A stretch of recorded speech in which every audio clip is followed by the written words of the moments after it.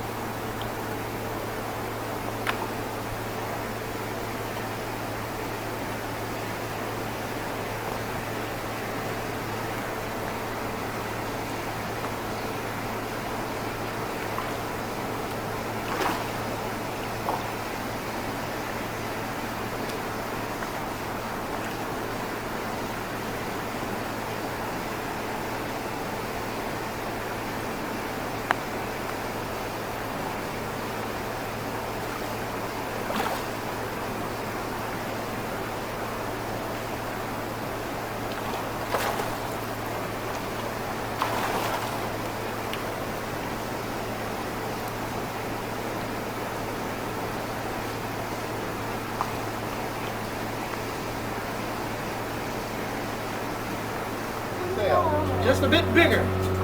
Yeah, we sell them. And you have to net those out too? Yes. Actually, I'm inside when we net them out. So I'm bringing up 25, 30 at a time.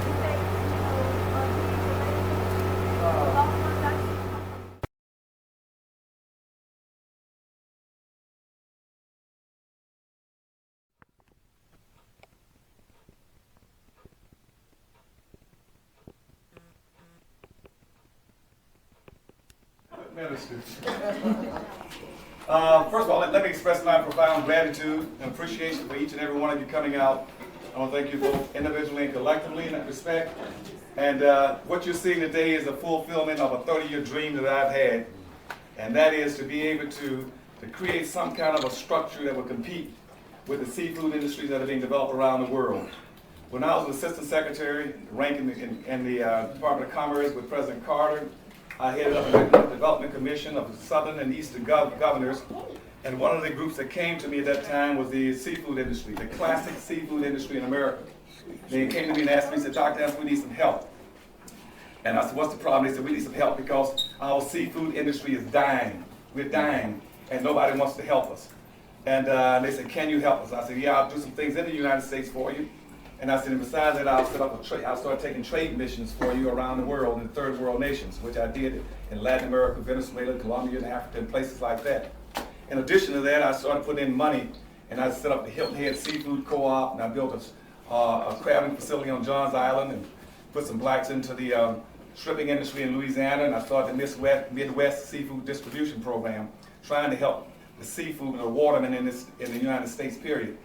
But what I found out through a study was that seafood was disappearing off the face of the earth due to overfishing, overregulation, and pollution.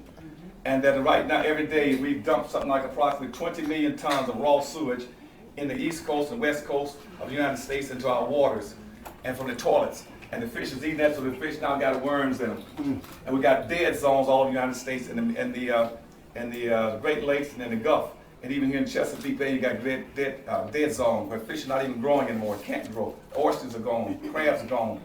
And but what was happening was that the other nations were eating more fish than we were, and our national government was subsidizing it. We have been apportioning and appropriating something like about $1.5 billion a year to third world nations and now aid for international development for them to build an aquaculture system, an infrastructure to produce fish. And what's happening now is that while we're doing that, our industry died. And those third world countries like Asia and the Hispanic nations have now built very strong aquaculture systems. And so 89% of all the fish you're eating now is coming in from abroad. And 89% is coming in from abroad. And out of that 89%, less than 1% is inspected for health reasons. But it's being raised in sewer water. It's being fed human waste and animal waste. And the estimate is to go back and find me the ideal place to build a seafood industry that would be competitive with what the Asians have now gotten as a result of our money and the Hispanics have gotten as a result of our money. And the ideal place for doing that was here in Hurlock. Hurlock is the ideal place for a number of reasons. First of all, you got the land mass here, good solid farmland. In addition to that, you got a good water table here, where you get good, clean, fresh water. That's why Allen's Food is here. You got MG's canning company down the road here. Where the water is so good they can run it right out of the ground into the cans. And most importantly in this area is that I had a city that was very benevolent and invited me in here. They're going out of their way to help me, and they have a sewer system where they can process the little runoff water you have. If I didn't have access to their sewage system, I would have all kind of environmental problems with any water running off of my facility. But they've been very helpful in that respect. So now I got an ideal place to build this. And what we have now, what you're looking at today, keep this in your mind. What you're looking at today is my dream, but it is the seafood world of tomorrow. You're not going to have any fish. You're not going to have any fish of any consequence in about another 12 to 13 years. It's gone. You're not going to have it anymore. And right now, the average American right now is consuming about 19 pounds of fish a year. This building right now, these 2-3 buildings we have the capabilities of producing enough food to feed 100,000 people right around this area. And if we get some additional capital, we're going to build another 280,000 square foot facility in the back of this, which would then make it possible for us not only to produce 100.5 million pounds of fish a year, we'll be able to produce somewhere between 12 and 14 million pounds of fish. Right now, we are the first, largest, biggest seafood producer in Maryland. Now, once we build this next facility, we'll be about one of the biggest in the world. But to do all of this, I need all of your continued support. I need your help, but whether it's political, whether it's social, and specifically economics. If you all can do financially help, I need it. I've put all the money I had into this project, and anybody's interested in help me in any of those respects, leave a note, leave a card, tell me how you can help us. And this project costs a lot of money, but it's the most advanced, high-tech facility in the United States. There is no other facility in the United States that can compete with us in terms of technology and putting out safe, organic fish in a short time span and the mass levels that we can do it. And we need you all to help us in this. And as far as marketing, we market live fish. We do not compete with the dead fish that's coming in from abroad. They're shipping in dead fish that's been dead for maybe a month and sprayed. Our fish is live. We go to the live fish market.